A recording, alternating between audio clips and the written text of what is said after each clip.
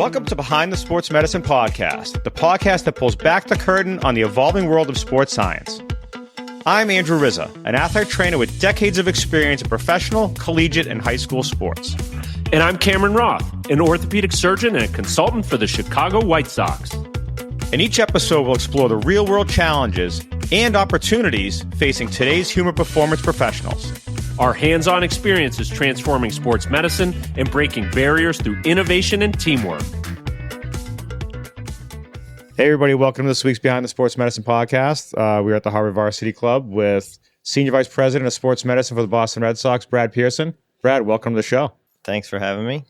How do athletic trainers break into professional sports today? Has that pathway changed since you started as an athletic trainer? Yeah, I think it has. It's probably a little less defined and there's less clarity around how to break in versus when I was starting out. I think, there was kind of one path. You had to grind it out in the minor leagues and then just work your way up through the chain and eventually hopefully get an opportunity at the major league level. Now I think you can kind of jump in at different points. And I think it's really what is falling with the trend lines of what the industry is looking for, what your organization is looking for, what specific skill sets you have that may be something that's missing in the organization. They're much more willing to take a chance on somebody that's coming from outside of baseball than, having to have that long experience within the game.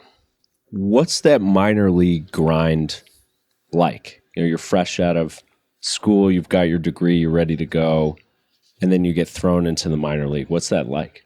Yeah, it's not for the faint of heart.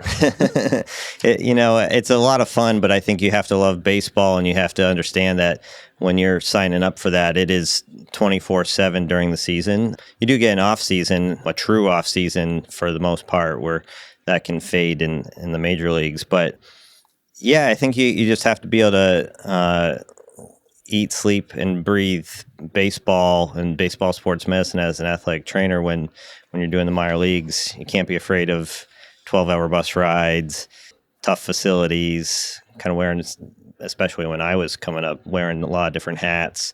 So it's a game of attrition. Now, you've been with the Red Sox organization for almost 2 decades. How has that changed, and how did you break in really to that level from minor league to major league? So I do believe that grit, I follow Angela Duckworth's work. I think that is true, specifically true with me and perhaps baseball, that you do have to kind of grind it out. And when I was starting out, it's actually kind of a funny story. I think it's funny. I was a student at Springfield College in Springfield, Mass. And, it was right in the heart of, Clemens versus Pedro, Red Sox, Yankees hysteria. And there was an opportunity to do an internship with the Boston Red Sox, and I had to apply within our program to get a chance to even interview.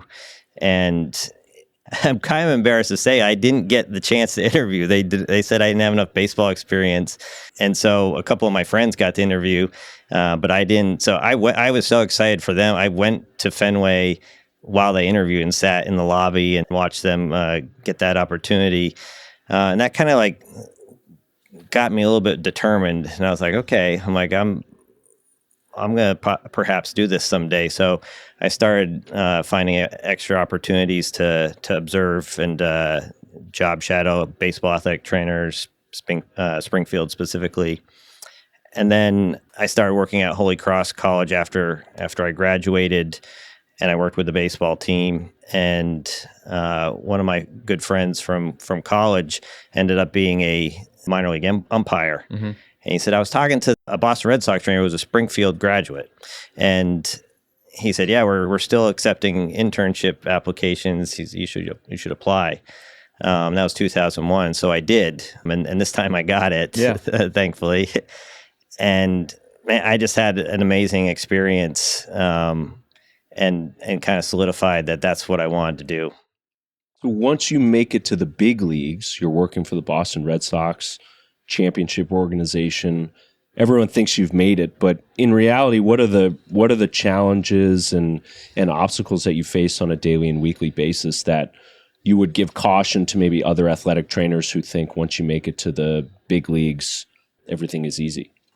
Yeah, I mean, I think baseball's a very unique industry to work in. It's perhaps similar in other professional sports, but there's a baseball culture, and it's very hierarchical. So I had been the minor league coordinator, which basically means I was in charge of all the operations of the minor league medical system prior to becoming an assistant athletic trainer in the major leagues. So I kind of thought I knew my stuff. I was used to being in all the decision making meetings and so forth. And I break in and like I'm an assistant, and back in those days we had to make ice towels, and it was packing. It was only really being a pretty narrow focus. You have these players you're working with.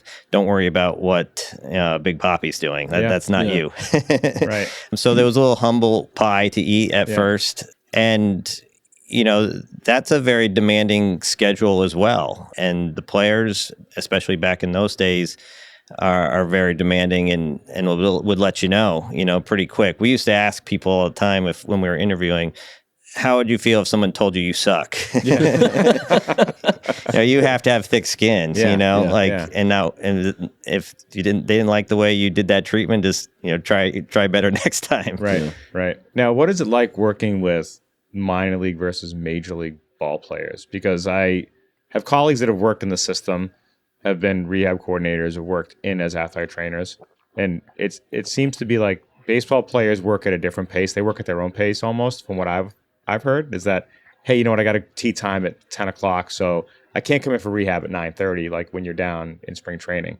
Like, how does that work as an athletic trainer, but also as a coordinator in your shoes? How do you guys manage that, and what is it like working with those players?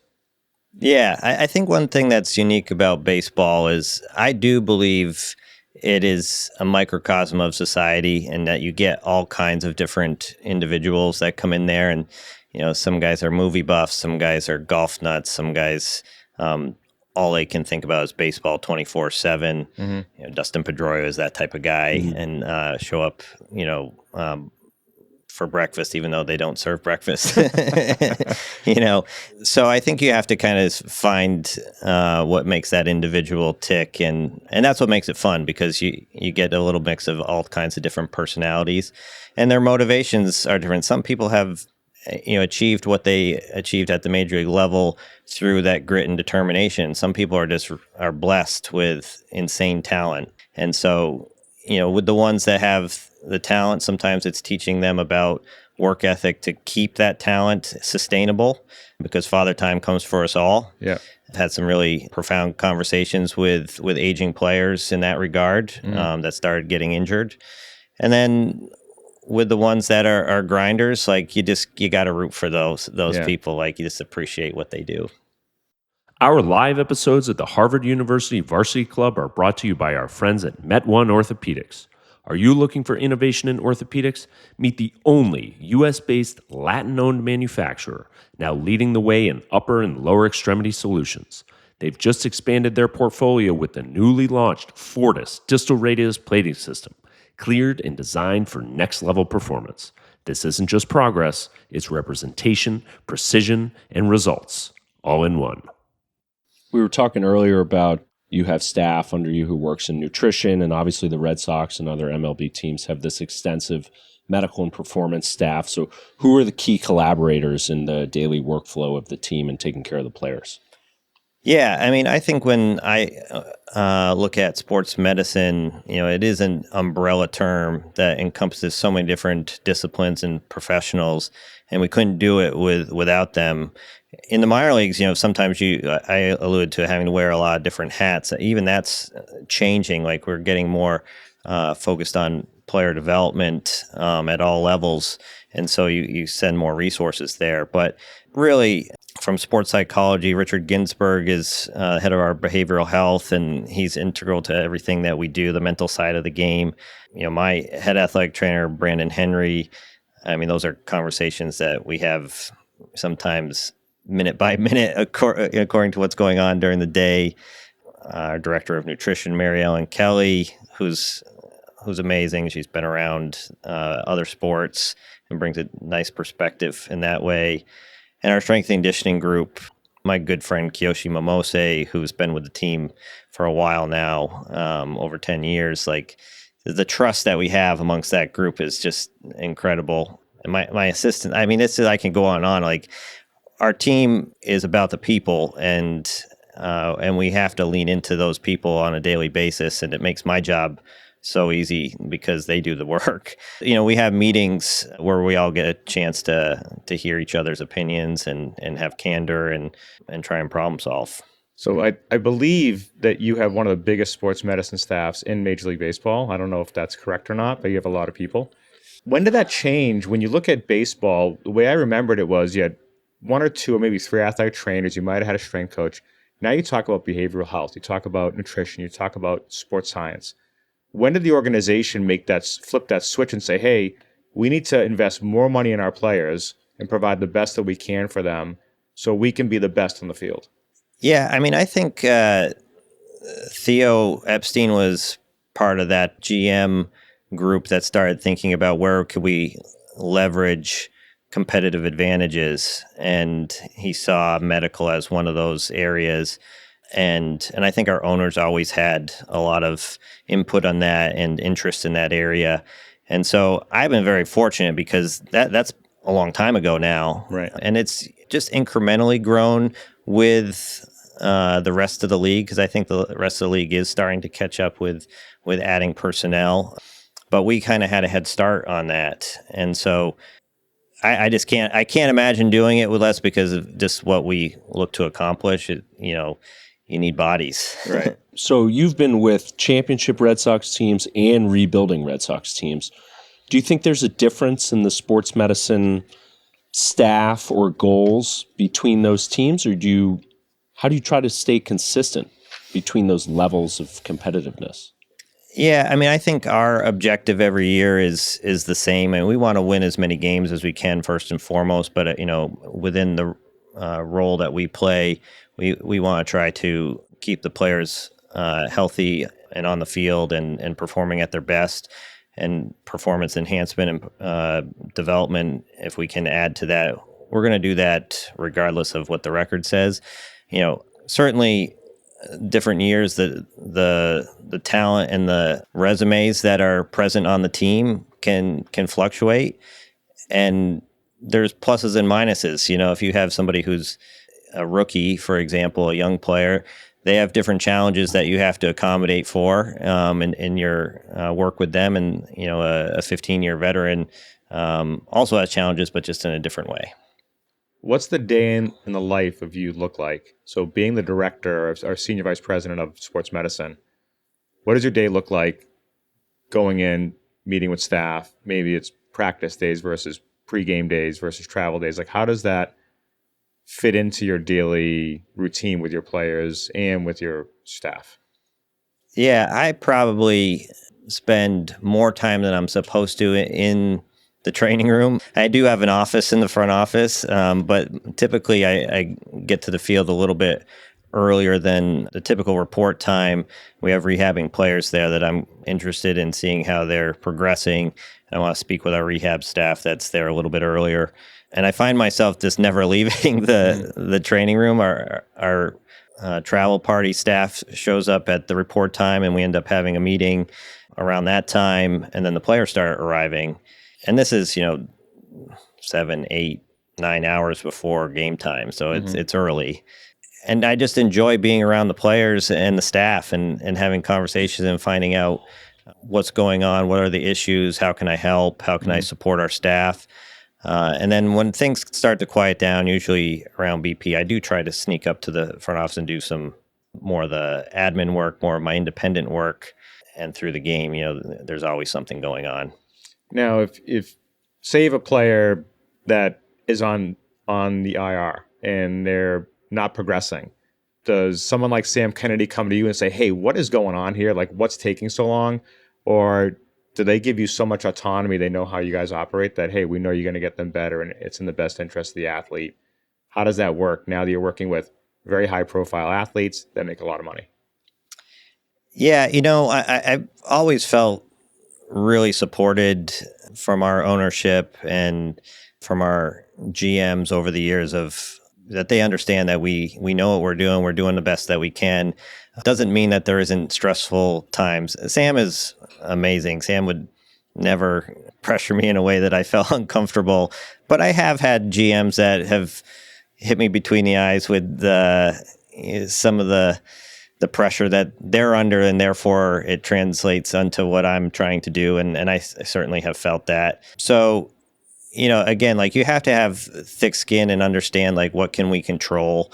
And if I didn't have that sense of urgency anyways, then I probably wouldn't be doing my job. So I think they recognize that. And then, we're going to operate the same way, whether they say they want the player back quick or not. So. Yeah.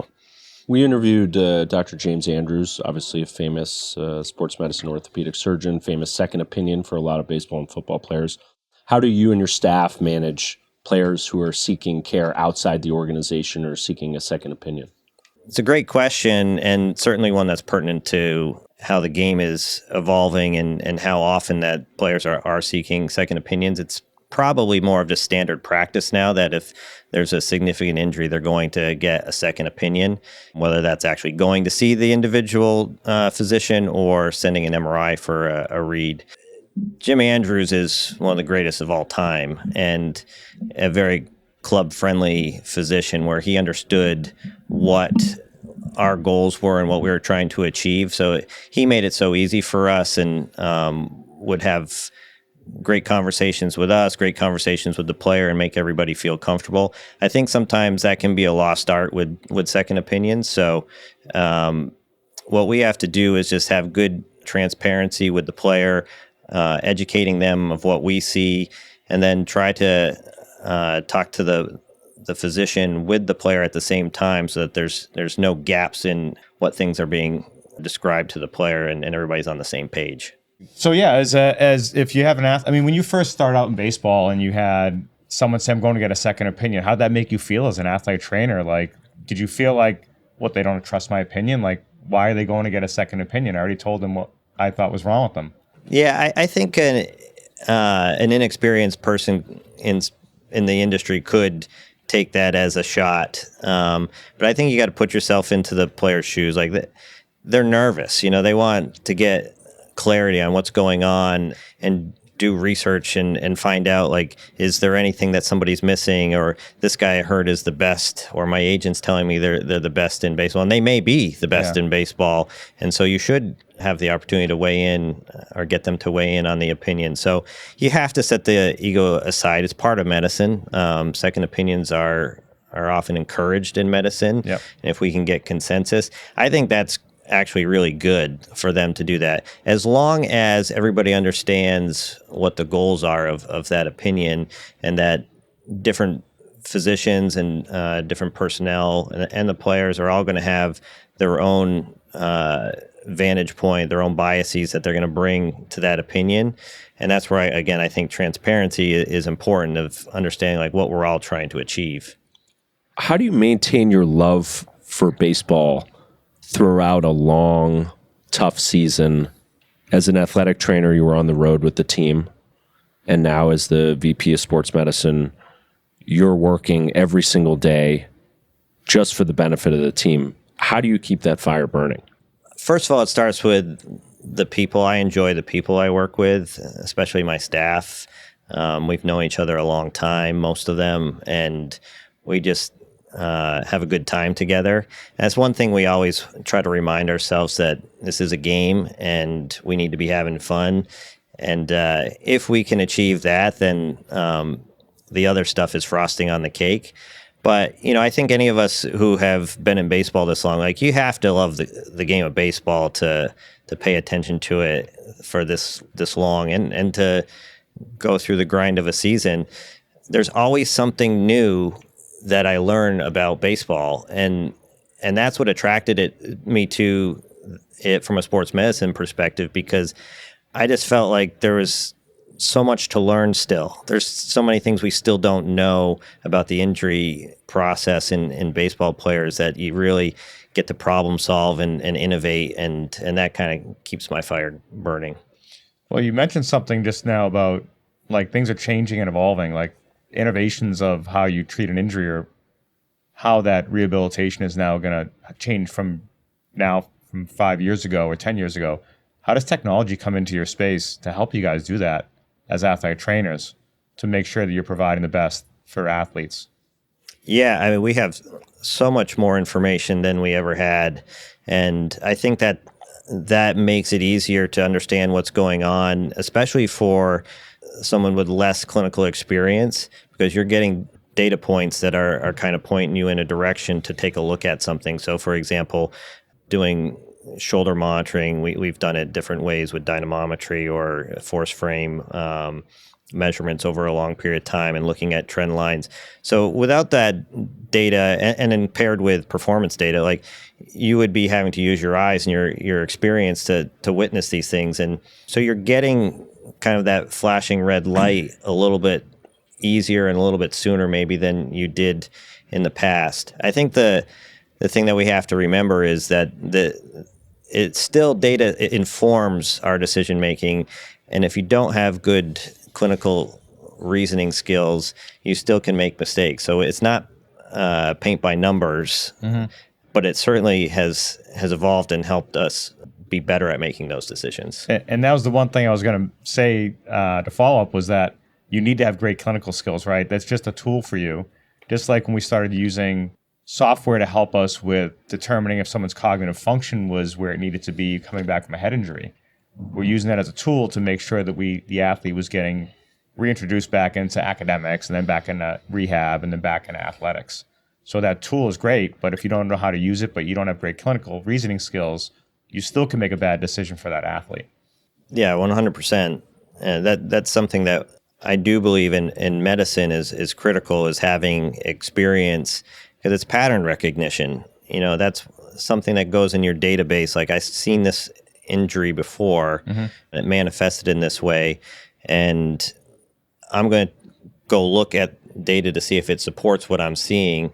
And if it doesn't, that just allows you to, investigate a little bit further and see what's going on with the player.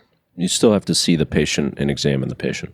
100%. And going back to the second opinions, like, it's so common now to just send the MRI and make a decision about someone's injury based on just the MRI alone. I don't think it's enough. Like, we really encourage them, like, go get an exam. So I hope that continues to be the gold standard. Mm-hmm. And you're part of the MLB research committee. So what upcoming projects or hot topics have you seen recently among the research community? You know, it's still people trying to solve the UCL reconstruction, elbow and shoulder injuries with pitcher phenomenon that's going on. Most of the work that's being done in the research space centers around trying to solve that riddle. And I think what I'm interested in is seeing how AI can help us solve that riddle. I don't think we have that ability yet, but I'm interested to see how that unfolds. AI technology. Wow. It's happening. Are the Red Sox incorporating AI technology? In your sports medicine department, how have you seen the evolution of artificial intelligence in treating your players? It's in the infancy. We're not doing anything crazy, but I can tell you that it saves time and you can consume more information, specifically research papers, for example. Like, you can pull out whatever you want. It'll do the reading for you, and you'd say, find this part of it. So that helps me read more research. Yeah. But it's growing really fast, as you know. And so we'll see. I personally don't think, and I haven't seen any evidence to support that there is predictive models that are good enough in the AI space to predict injury. I still think injury prediction is incredibly difficult. Mm. Yeah, when we talk about technology helping with predicting injuries when you're less sleep, HRV is out of whack, like all these things. But realistically, like, you're throwing a dart at a dartboard with a data set, and hopefully you can predict it, but you're probably not really doing a great job predicting it, or you're close, but maybe not where you need to be. I mean, I think you can identify risk factors, and the more risk factors that are associated with that individual, then you start to be able to play that risk-reward game and try to offset that risk. But an interesting story that I'd share from a sports science friend of mine. He works for Arsenal, and I met him through another sports science friend, and his name's Alan McCall, a great guy if you ever get a chance to meet him. But he travels around and investigates different teams and practices across the world, really. And he was actually visiting an F1 racing team, high performance team. Mm-hmm. And I was really interested in like why, as somebody who works with soccer, would be interested in that type of sport. And he's like, I just wanted to see how their team operated and what I could learn from it. And they started talking about predicting when the car was going to break down and when specific components of the car were going to break down. And you can see where we're going with this is starting to draw, similarities to, players. Mm-hmm. And the interesting thing was that they have hundreds of thousands of dollars worth of technology on each component of the car that on its own, they can predict the precise moment when that component will fail in isolation. The minute you put the pieces together in the car, they can't predict anything. And so it's kind of a profound moment for me to think about, like, if they can't predict when a machine is going to break down, how are we going to predict a human being? Yeah. It would be great if we could predict a shoulder pathology or a elbow pathology, especially in baseball. For now, I think you can only look at risk factors and do your best to be in the prophylactic or preventative space. That's right. You can mitigate risk factors, and I think on a long enough timeline, if you're mitigating those risk factors effectively, like, you'll end up on the right side of that equation, but there will always be exceptions to the rule. And we work with a group of outliers. There are some people I see that can throw 97 miles. I'm like, I don't know how this guy can do it. He was touched by an angel sometime, and just everything works right, and he can do it. And you kind of have to just tip your cap to them and say they're special. So you're talking about players who just have God-given talent. So we interviewed Dominique Foxworth, former NFL cornerback, now analyst on ESPN, and he realized your friend Charlie, a good friend of the podcast, Charlie Kravitz, and he realized early on he was just better than everybody at everything in football, high school at Maryland, and then he was drafted in the NFL, and he went to the Broncos, and then he showed up and met Champ Bailey, who was better than him at everything. And then you see some baseball players, David Wells comes to mind, who doesn't look like the most rigorously in shape man, but can throw as fast as possible. I think either through a no-hitter or a perfect game. You have the pitcher who I think threw a no-hitter or a perfect game while on acid. Friend of the podcast, Danny Holtzen, number 2 overall draft pick. He's an incredible athlete, lefty, but, does not look like Ohtani. So it's amazing how these people can do that. It is. It's incredible, and that's what makes the sport special. I think when we talk about the individuality of it, and I think you would find in the performance space that there are commonality, and we're getting better at saying, like, what makes those people, what are the factors that allowed that person to do that, and then try to either lean into their weaknesses to preserve it or, perhaps even enhance what they already do. So I think we are getting better at identifying and understanding it, but it's still just cool that, you don't have to be as tall as Aaron Judge to be MVP. You could be Jose Altuve, so it's just cool that there are different ways to be successful. Final question before our lightning round. What's one piece of advice or guiding principle that got you through your years from start to now? Yeah, I don't know if I could distill it down to one, but a few things come to mind. First of all, in sports, in athletic training, in sports medicine, this is a people business. Mm-hmm. So if you think that you're going to be a turd and do well for the long term, like, man, you better be bringing something extraordinary to the table from a talent standpoint. So I think how you treat people and how you communicate is really important. My parents always taught me when I was young that, whatever job you have, whoever you're around, like treat your coworkers or treat those people you work with as if they were the boss and show them that same respect. And that's carried with me for my career for sure. And I've made some great friends that have been in all different facets of the game of baseball. And I also believe that to be the best or to make it to the pinnacle of any industry, you have to be obsessed. I'm sorry to say, like, this place that everybody wants to be in is very difficult. I think you have to sacrifice something. In my life, for example, I was, for the large majority of time, without kids, and family was kind of a back burner thing. And I just can't imagine how I would have done it in the minor leagues, having kids.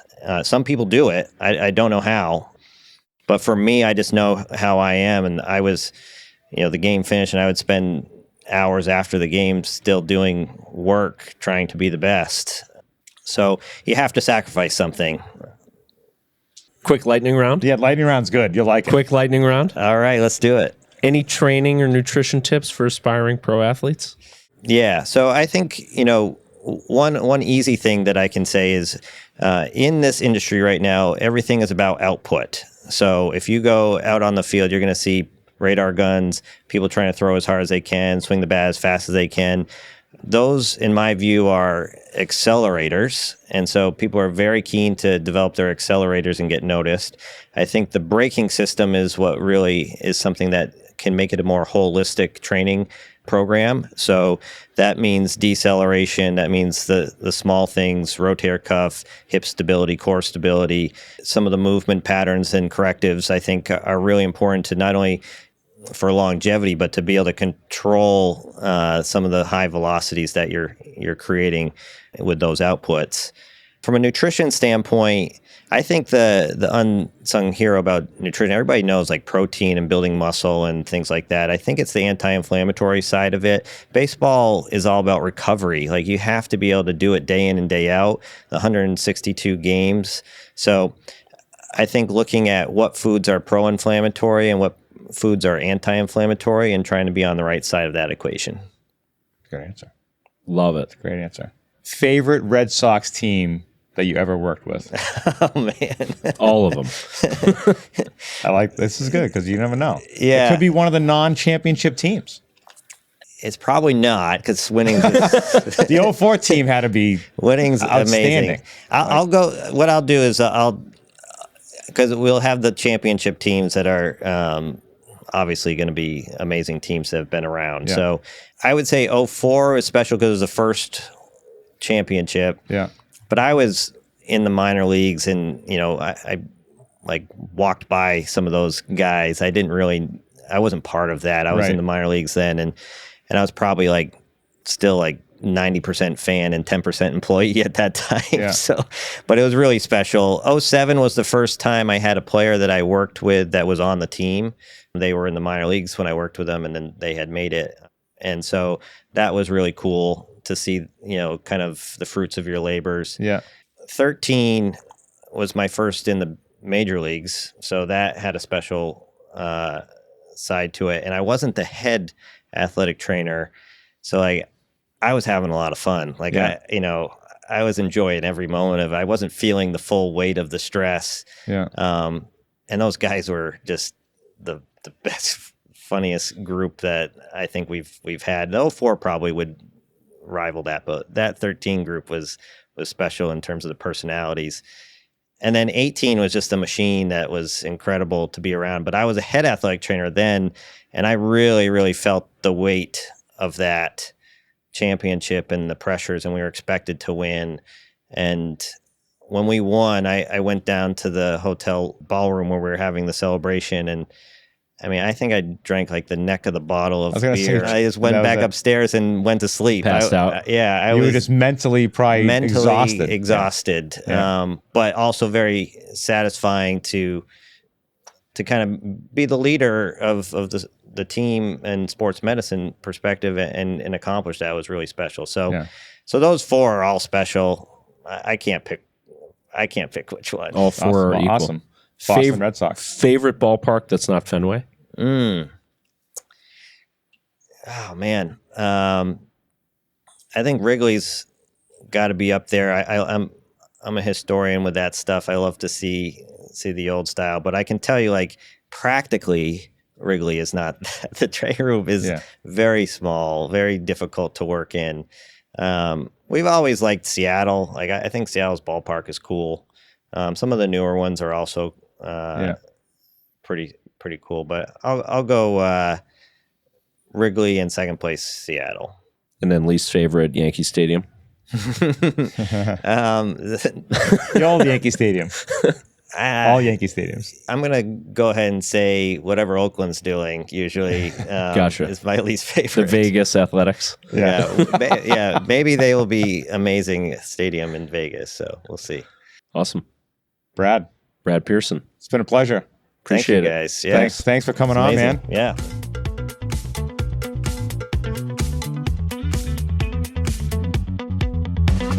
Thanks for listening to Behind the Sports Medicine Podcast. Follow us on social media and check out our website.